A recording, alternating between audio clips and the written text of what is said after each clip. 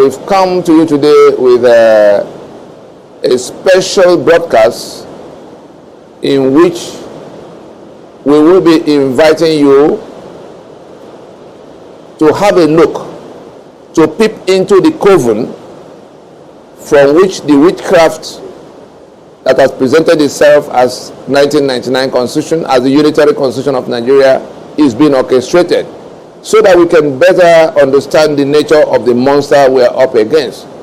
We've been talking about the Constitution. Most people in Nigeria now realize that the Constitution of Nigeria, even the international community, including the UN, now realize that the Constitution of Nigeria, the unitary Constitution of Nigeria, is the source of all of the problems we have been trying to resolve.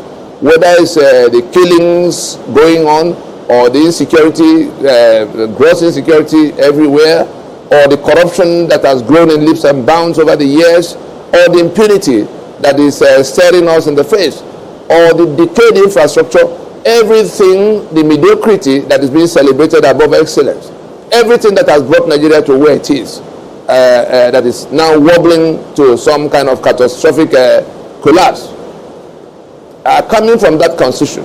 The purpose of this broadcast today is to take you to the foundations of what became the kind of constitution we have now. Those foundations dating back to pre-1914.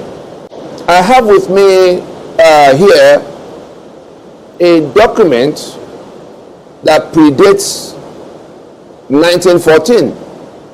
I'm inviting us to see, you know, we talked about, I'm sure some of you might recollect the video in which we talked about breaking into the British archives to get at the documents they were concealing from us, they had concealed from our fathers, about what they put together in the foundations of Nigeria.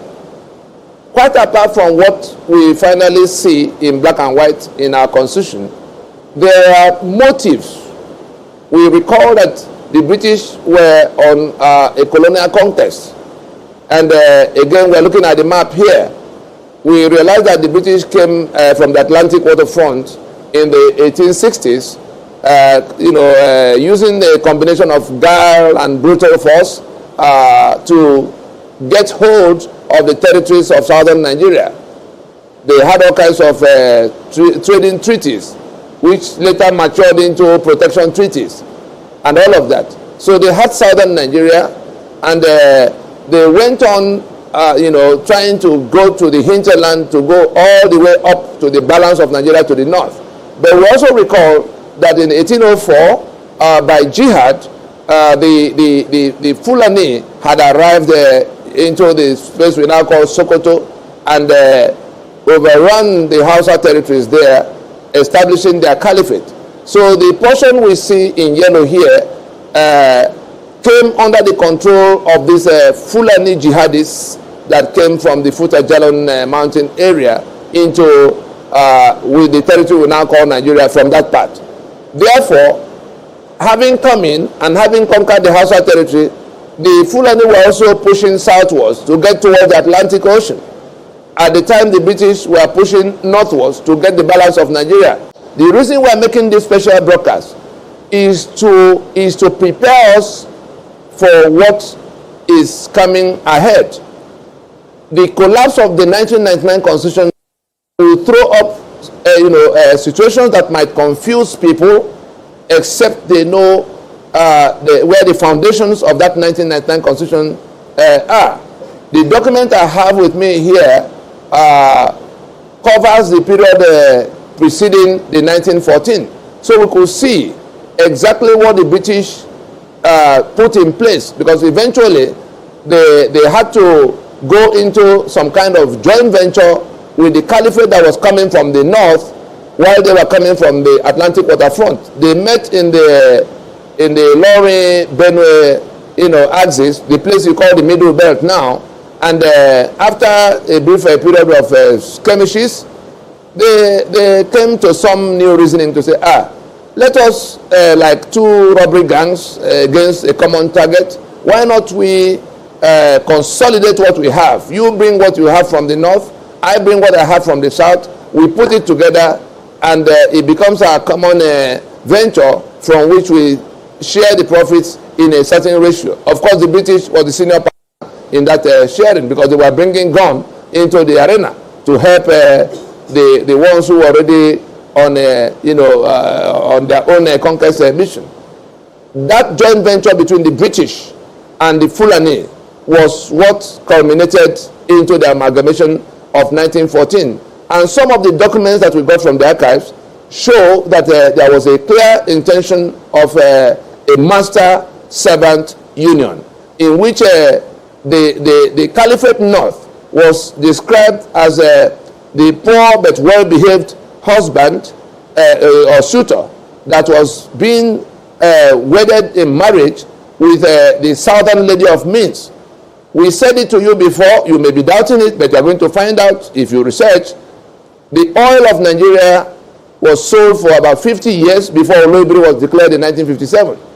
If anybody wants to find out some more about that, go and find out whether there's a place called Shell Camp in Owerri. Find out what Shell was doing in that place for 42 years before going to Port Harcourt in 1960. Everything you were told about Nigeria is first a lie until you find the shreds of truth that may be in it. Now, those provisions of the Constitution, those things that now result in the kind of corruption we have seen, in the kind of impunity we have seen, in the kind of mediocrity that is ruling over excellence, in the kinds of falsehood that is prevailing over truth in all things in Nigeria. We want to show you where they're coming from. And from that beginning of the joint venture between the Fulani and their British sponsors, these things were carefully considered and built into our foundation. And we're going to take you through a few of them.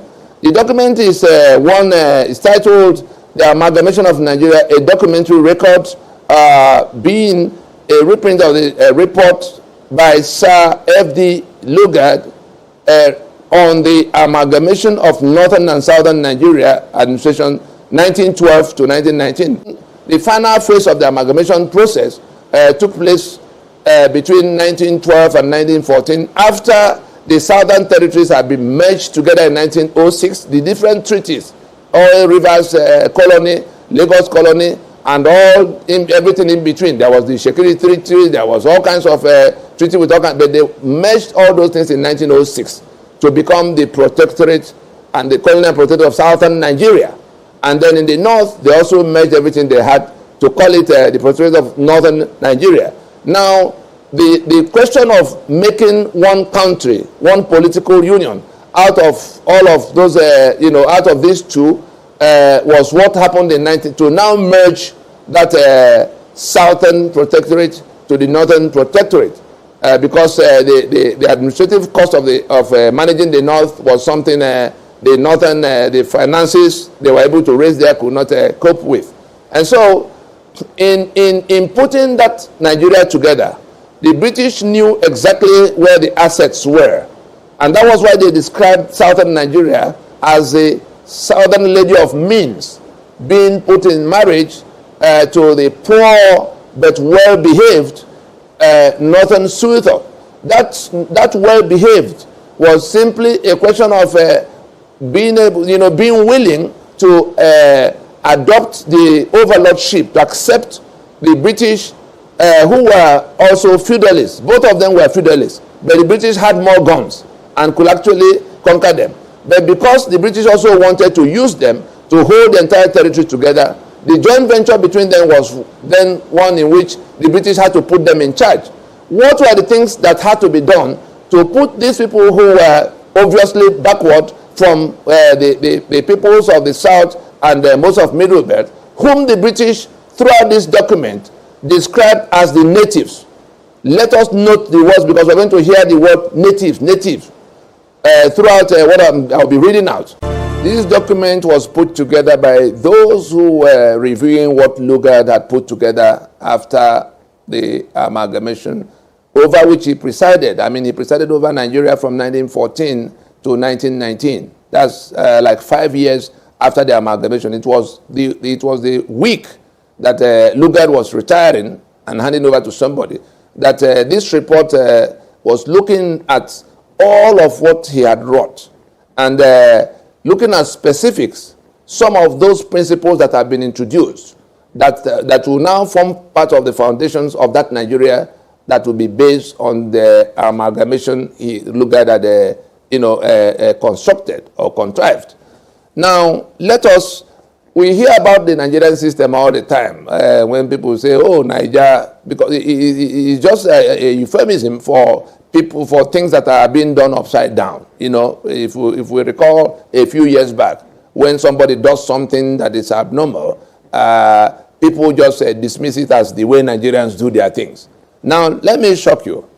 The first point to take from here, listen to this. Sir Frederick has earned the notorious distinction of being the originator of a system of government, the product of his exuberant imagination, entitled the Nigerian system. That system has, in the pregnant words of ex-Judge Stoker, been described as a setback to a condition of things resembling the barbarous ages. The peoples of Nigeria were at various levels of civilization. The Yoruba was an ancient civilization, the Igbo, the Nok, all of them were here. Now, they had a clear sense of right and wrong. They knew who the thief was and how to punish him. They knew who the men of truth were in the community. The Igbo had the Ozo, and they had their ways of managing their affairs. But this system that Lugard brought here was described as a setback to condition of things that resembles barbarous ages. We had gone far past all those things that were now brought first back to our space so that we can begin to do things up. It was just a system that put things upside down. Everything you knew, if you thought the truth would be encouraged and celebrated in a society, it put falsehood that will be rewarded and truth to be punished. If you thought hard work and excellence was to be encouraged and rewarded, no, it was laziness and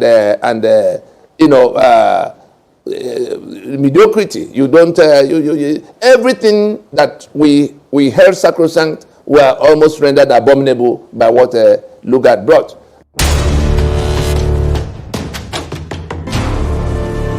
If you want to understand how that Nigerian system, what that Nigerian system means and how it's being operated, again, we read from another portion. It reads this way. That's the contents of the Nigerian system.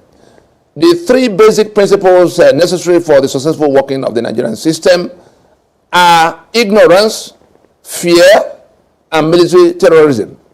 That is to say, the perpetuation of the natives in a state of idolized ignorance, the impregnation of their minds with an instinctive dread of the white man, and reverential awe for the fetish of white prestige, and the paralyzation of their wills by the spectacle of military terrorism hanging over their heads like a sword of Damocles. Now, what this is simply saying is that this Nigerian system required ignorance at the base of it. Ignorance is being orchestrated and promoted to the scale where they become institutions of their own, where they become the standard that you need to succeed. Does anybody still wonder why Muhammad Buhari, with no verifiable school certificate, will become a major general in the army of Nigeria and become head of state and then president, with the multitude of other people with a lot better qualification? That is for ignorance. It is that ignorance that grew, that institutionalization of ignorance that grew all the way to where we now have quota system, in which the worst of the candidates are preferred ahead of the best of the candidates, just to accommodate the working of that system. And everything we say, I want you to have this map at the back of your mind, that this joint venture is to bring the people in this yellow part, the caliphate, the Fulani, to become masters over people who were the people they describe as natives, the South and the Middle Belt, people who were already ahead of them in all kinds of things, so that they could prevail over them. So with ignorance, you put down, what should have happened. Then fear is a direct product of that ignorance. That fear is something deliberately being orchestrated, as a part of keeping the system. That is part of how Nigeria has been sustained from the beginning. We see the DSS today coming out to tell the people who are talking about the right to self-determination, who are challenging the fraudulent constitution that has made them slaves in their lands. The DSS coming to say, oh, no, you can say so. That anybody who says so, we're going to, I don't know who they're talking to. This is something that predates 1914. That fear is part of what the system, the foundations, what was incorporated into the foundation as how to keep that union of Nigeria according to the imagination of the British. Then then follows the military terrorism. Of course, it is by that military terrorism that you begin to understand that all the terrors, we remember that Abacha told us that any such thing as defying the force of coercion, the monopoly of force by the government. If there's a terrorist group or some kind of insurgency that lasts more than 24 hours, that the government, like these bandits we're talking about now, Abacha says that if banditry or terror or such things as we now grapple with in Nigeria lasts more than 24 hours, that the government has a hand in it, that the government is a part of how it's happening. Now, we see here that ignorance and fear and military terrorism are the trinity of institutions that sustains that Nigerian project. And so the government is the terror. That is what we are being told here in this document. Abacha confirmed it without intending. I'm sure Abacha never saw this document, but he was telling us as one who was in the saddle that government is in a position to know. And we have seen if Gumi knows where the terrorists are, the government knows where Gumi is, but the government forces cannot find the terrorists. Government is the terror. We've seen Southern Kaduna. We've seen what's happening all over the place with no single apprehension of the multitudes of people who have been going in the name of herdsmen, killing people all over the place. So we are showing you that before 1914, it was the intention of those who put Nigeria together, the British and their caliphate friends, their Sokoto friends, the Fulani, to have government be the terror in the background. So whether it's armed robbery, you suffer. Go and check the robbery gang. You will find one police chief that is part of how it's happening, which is why they are not. The day they kill policemen, you will suddenly see, they'll find out who the robbery gang is. So government is the terror. The reason you cannot run to government and find relief when you are under siege, whether it's kidnappers that are laying the siege or the robbers or the bandits, government is the terror. It didn't start yesterday, but it's now been brought to manifestation on a scale that everybody needs to know. And part of what we have to make our people know is that these are the pillars of the provisions that came into the constitution we have on the table now. It didn't start in 1999. It didn't start in 1979. It didn't start in 1963. It didn't even start in 1960. It goes all the way back to 1914.